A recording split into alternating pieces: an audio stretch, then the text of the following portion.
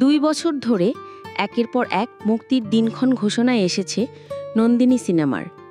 পরবর্তী সময়ে নানা জটিলতায় শেষ পর্যন্ত মুক্তি পায়নি সিনেমাটি।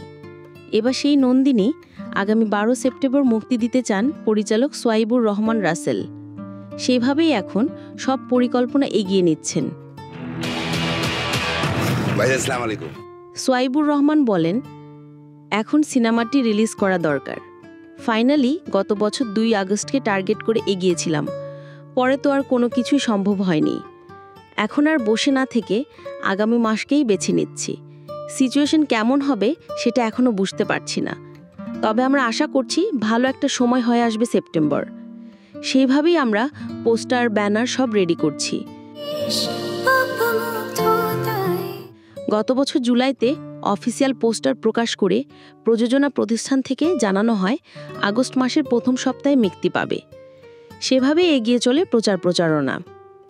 এর মধ্যে কোটা সংস্কার আন্দোলন ও গণ অভ্যুত্থানে সিনেমাটির মুক্তি আবার পিছিয়ে যায়। হার না মানা এক তরুণীর সংগ্রাম নিয়ে এই সিনেমা। এই তরুণীকে 3টি রূপে দেখা যাবে। নাম ভূমিকায় অভিনয় করেছেন নাজিরা মৌ। সিনেমায় সাংবাদিক পলাশ চরিত্র অভিনয় করেছেন কলকাতার ইন্দ্রনীল সেনগুপ্ত।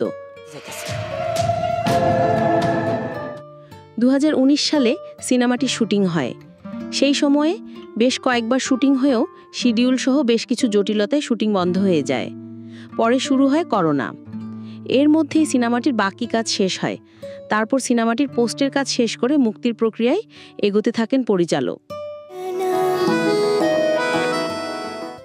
তিনি জানান, 2 বছর আগে সিনেমাটি সেন্সর পেলেও পরবর্তী সময় নির্বাচন ও রাজনৈতিক পরিস্থিতির কারণে মুক্তির সিদ্ধান্ত থেকে পিছিয়ে যান।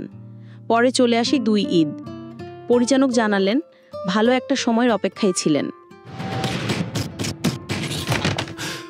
নন্দিনী ছবিটি বাংলাদেশি লেখক পরিতোষ বারোয়ের নরক নন্দিনী উপন্যাস অনুবলনে নির্মিত হচ্ছে। তামজিদ রহমান এই ছবির চিত্রনাট্য করেছেন, আর ছবিটি প্রযোজনা করছেন নয়নতারা লিমিটেড। নন্দিনীতে আরও অভিনয় করেছেন ফজলুর রহমান বাবু, ইরেশ জাকের, মুনিরা ইউসুফ মেমি, জয়শ্রী কর জয়া, ইলোরা গহ সহ অনেকে।